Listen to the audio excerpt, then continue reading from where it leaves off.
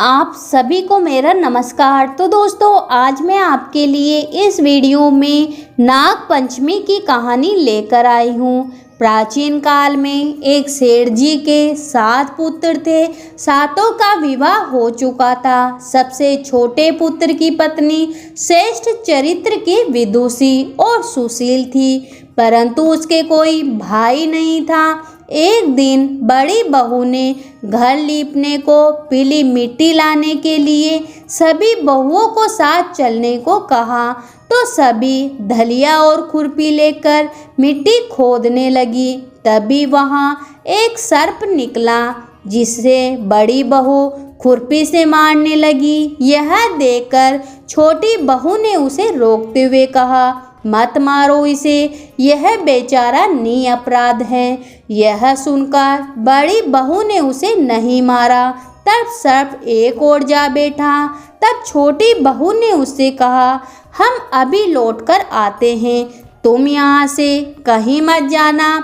यह कहकर वह सबके साथ मिट्टी लेकर घर चली गई और वहाँ कामकाज में फंसकर सर्प से जो वादा किया था उसे भूल गई।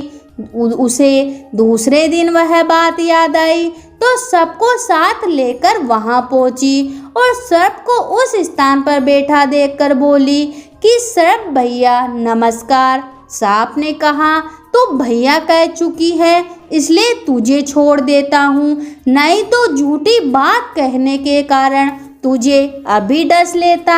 वह बोली, भैया मुझसे भूल हो गई, उसकी क्षमा मांगती हूँ। तब सांप बोला, अच्छा तू आज से मेरी बहन हुई और मैं तेरा भाई हुआ, तुझे जो मांगना हो वह मांग ले। वह बोली, भैया मेरा कोई नहीं है, अच्छा हुआ जो तू मेरा भाई बन गया। कुछ दिन व्यतीत होने पर वह सांप मनुष्य का रूप धर रखकर उसके घर आया और बोला कि मेरी बहन को भेज दो। सबने कहा, इसके तो कोई भाई नहीं था। तो वह बोला कि मैं दूर के रिश्ते का इसका भाई हूँ, बचपन में ही बाहर चला गया था। उसके विश्वास दिलाने पर घर के लोगों ने छोटी को उसके साथ भेज दिया। उसने रास्ते में बताया कि मैं वही सांप हूँ, इसलिए तू डरना नहीं और जहाँ चलने में कठिनाई हो वहाँ मेरी पूँछ पकड़ लेना। उसके कहे अनुसार ही उसने ऐसा किया और इस प्रकार वह उसके घर पहुँच गई। वहाँ के धन ऐश्वर्य को देखकर वह चकित रह गई। एक दिन सांप की माता ने उसे कहा, मैं एक काम से बाहर जा रही हूँ, तो अपने भाई को ठंडा दूध पिला देना। उसे यह बात याद नहीं रही और उसने उसको गर्म दूध पिला दिया, जिससे उसका मुंह बेहतर जल गया। यह देखकर सांप की माता बहुत क्रोधित हुई, परंतु सांप के समझाने पर वह शांत हो गई। तब सांप ने कहा, बहन अब उसके घर भेज देना चाहिए। तब सांप और उसके पिता ने उसे बहुत सारा सोना चांदी जवाहरात वस्त्र आभूषण देकर उसके घर पहुंचा दिया। इतना ढेर सारा धन देखकर बड़ी बहू ने ईर्ष्या से कहा, भाई तो बड़ा धनवान है, तुझे तो उससे और भी धन लाना चाहिए था।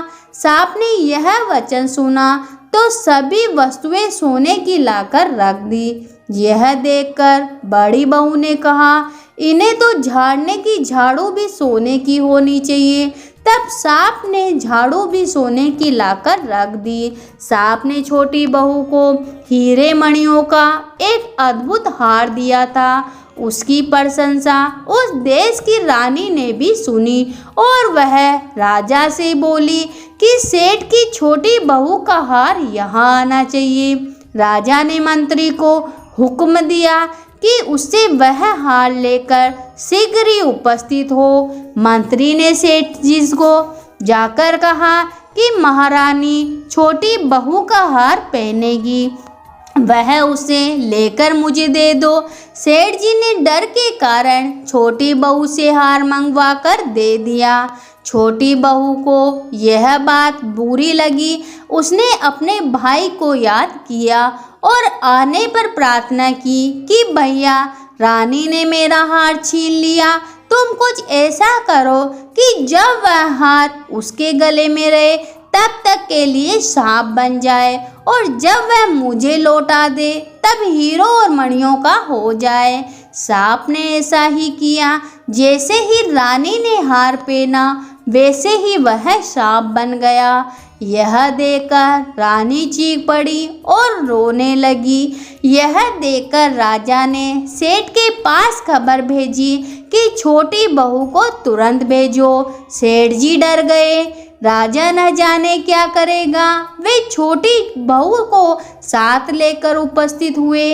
राजा ने छोटी बहू से पूछा कि तूने क्या जादू किया, मैं तुझे दंड दूंगा। छोटी बहू बोली, राजन, दृष्टा क्षमा कीजिए, यह हार ही ऐसा है कि मेरे गले में हीरो और मणियों का रहता है और दूसरे के गले में सांप बन जाता है। यह सुनकर राजा ने वह सांप बना हार उसे देकर कहा कि अभी पहन कर दिखाओ। छोटी बहू ने जैसे ही उसे पहना वैसे ही हीरा मणियों का हार वह हो गया।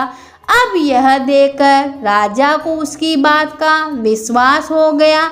उसने प्रसन्न होकर उसे बहुत सी मुद्राएं उपहार में दे दी। छोटी बहू अपने हार और इन सहित घर लौट आई।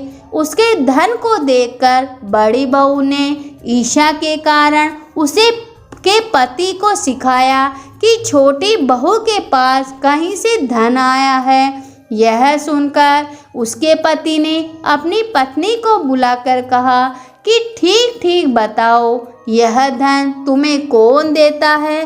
तब वह सांप को याद करने लगी।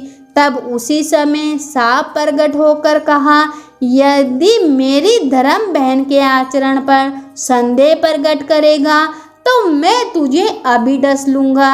यह सुनकर छोटी बहू का पति बहुत प्रसन्न हुआ और उसने सर्प देवता का बड़ा सत्कार किया।